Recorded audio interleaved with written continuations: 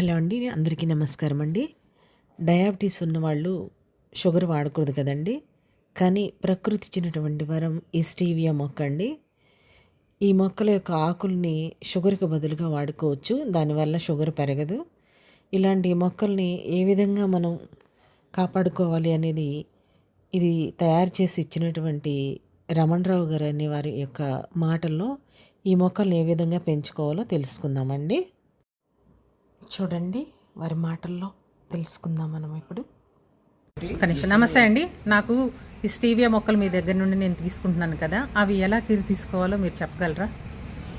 ఈ మొక్కల్ని ఎర్రటి నేల, అందులో ఇసుక కలిసినటువంటి ఎర్రటి నేలలో పెట్టండి.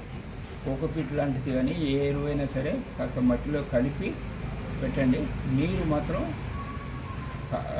వేరికి తడి ఉండాలి, కానీ నీరు నిల్వ ఉండకూడదు. తర్వాత ఎండ తగలాలి. లెక్క ప్రకారం అయితే బిలో 35 degrees మ్యాక్సిమం సన్లైట్, ఎంత సన్లైట్ ఉంటే అంత మొక్క ఏపుగా పెరుగుతుంది.